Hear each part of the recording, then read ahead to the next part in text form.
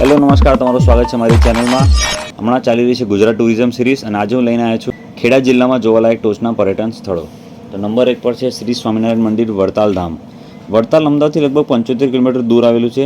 Family સાથે ફરવા માટે ખૂબ જ સારી જગ્યા. પર્યાપ્ત કાર પાર્કિંગ ઉપલબ્ધ છે. મંદિરની અંદર ભોજન પણ ઉપલબ્ધ છે. તમે તમારી પસંદગી મુજબ ફ્રી પ્રસાદ અથવા પેડ પ્રસાદ પણ લઈ શકો છો.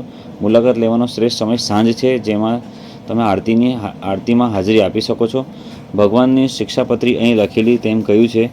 તમે જૂની લાઇબ્રેરીની મુલાકાત લઈ શકો છો, જ્યાં અમે ભગવાનની પ્રાચીન વાસ્તુઓ જોઈ શકીએ છીએ, જેનો તેઓ ઉપયોગ કરે છે અને ખૂબ સારી રીતે સંગ્રહિત છે.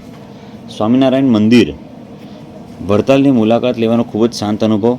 અમે રજા દરમિયાન મુલાકાત લીધી હતી, તેથી ત્યાં ઘસારો હતો, અન્યથા અમે અહીં ખરેખર શાંતિ અનુભવીએ છીએ. ઉપરાંત મંદિરની નજીક એક બજાર છે, જ્યાં તમે સસ્તું ભાવે વસ્તુઓની ખરીદી કરી શકો છો. શાંતિ અને દિવ્ય અનુભવની અનુભૂતિ માટે ઓછામાં ઓછી વાર એક મુલાકાત અવશ્ય લેવી. બીજા નંબર પર છે રણછોડરાય મંદિર, ડાકોર. આ મંદિર ભગવાન કૃષ્ણને સમર્પિત છે. મંદિર સરસ છે, પરંતુ આસપાસ સ્વચ્છતાની જાળવણી નથી. મંદિરના સત્તાવાળાઓ દ્વારા કોઈ ભીડનું સંચાલન કરવામાં આવતું નથી.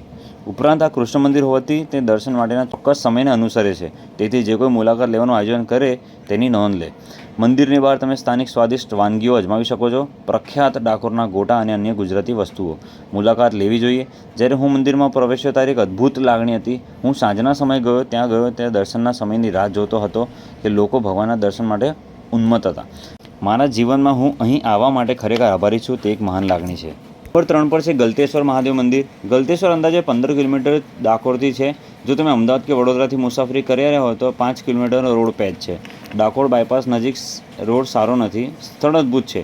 તે સોલંકી યુગનું 12મી સદીનું સ્થાપત્ય છે. ખૂબ જ દિવ્ય સ્થાન મહીસાગર નદીના કિનારે આવેલું છે. અડધા દિવસની પિકનિક માટે અદ્ભુત સ્થળ. તે મહી નદીના કિનારે મહાદેવજીનું ખૂબ જ સારું મંદિર છે. જ્યારે તમે મંદિરની શાંતિનો આનંદ માણો ત્યારે તમે નદીને ધ્યાનપૂર્વક ડૂબકી લગાવી શકો છો.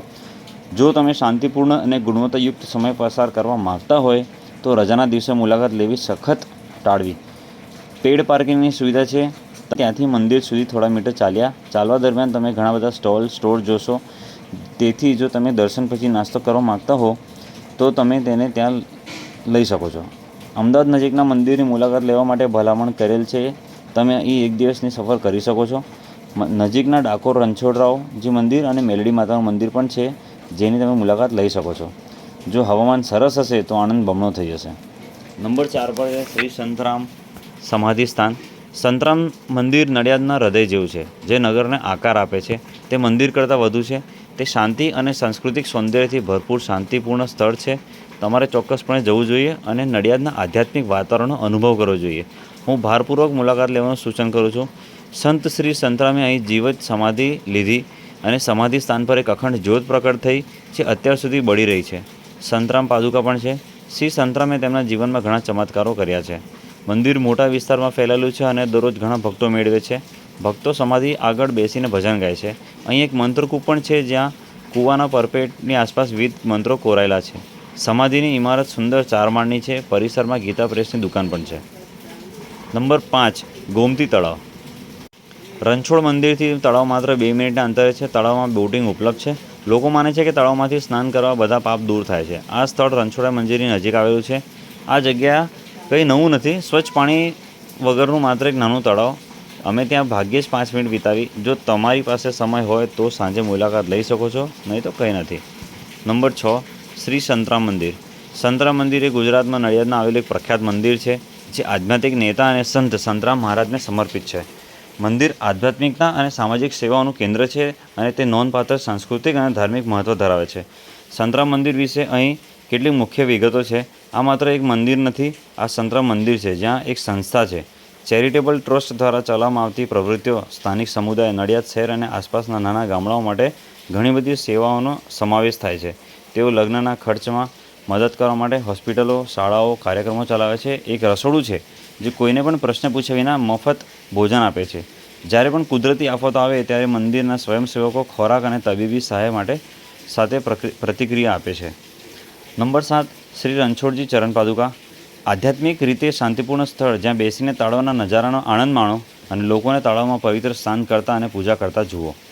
નંબર 8 ઉત્કંઠેશ્વર મહાદેવ. અદ્ભુત સ્થળ. તેને ઉતળિયા મહાદેવ પણ કહેવામાં આવે છે. પ્રાચીન શિવ મંદિરની સાથે નદી સ્નાન, ઊંટ સવારી અને નાસ્તો મુખ્ય આકર્ષણો છે. અમે સવારે કારમાં ગયા. દહેગામથી એક સરસ રસ્તો છે. સારા શાંતિપૂર્ણ વાતાવરણ સાથે ખૂબ જ જૂનું શિવ મંદિર વસ્તુઓનું સંપૂર્ણ બનાવે છે. તમે નદીના કિનારે ભોજનાલયો સાથે નદી વહેતી પાણીનો આનંદ માણી શકો છો. ઊંટ સવારીની મજા માણો. આનંદદાયક ફેમિલી પિકનિક માટે એકંદરે સરસ જગ્યા. આ મંદિરની આજુબાજુ 90 ચોરસ માઇલ વિસ્તારમાં ઘેરા જંગલ છે. આ સ્થળ ખૂબ જ સરસ અને લીલુંછમ લાગે છે. નંબર 9 શ્રી સિદ્ધિવિનાયક દેવસ્થાન મહેમદાવાદ. અમે જૂન મહિનામાં આ સ્થળની મુલાકાત લીધી હતી. આ સ્થળ ખૂબ જ સારી રીતે બનાવવામાં આવ્યું છે. ગણેશજીના આકારમાં ગણેશ મંદિર ખૂબ જ રસપ્રદ અને પ્રભાવશાળી છે. પરંતુ ઉનાળામાં મુલાકાત લેવાનું આયોજન કરશો નહીં, કારણ કે મંદિરની અંદર ખૂબ જ ગરમી હોય છે. અગાઉની જેમ 8-9 વર્ષ પહેલાં પણ અમે આ સ્થળની મુલાકાત લીધી હતી અને તે સમયે મંદિરની અંદર પાણીના છંટકાવના પંખા લગાવવામાં આવતા હતા, જે ગરમીમાં ઉનાળામાં પણ આ સ્થળને ખૂબ જ ઠંડુ બનાવે. પરંતુ હવે એ બાબત નથી. તેથી હું ઉનાળા સિવાય કોઈપણ ઋતુમાં આ સ્થળની મુલાકાત લેવાનું સૂચન કરું છું. અન્યથા તે સ્વચ્છ અને આનંદપ્રદ સ્થળ છે. ફૂડ કોર્ટ સરેરાશ છે. એકંદરે સારી જગ્યા. તો મિત્રો, આ હતા ખેડા જિલ્લામાં ફરવા માટેના ટોપના સ્થળો. આશા રાખું છું કે આ વિડીયો તમને ગમ્યો હશે. જો ગમ્યો હોય તો લાઇક, શેર અને સબસ્ક્રાઈબ કરવાનું ના ભૂલતા. અને જો કોઈ પણ તમારી ફીડબેક કે સજેશન હોય મારી માટે તો કોમેન્ટ બોક્સમાં આપી શકો છો. જય હિન્દ.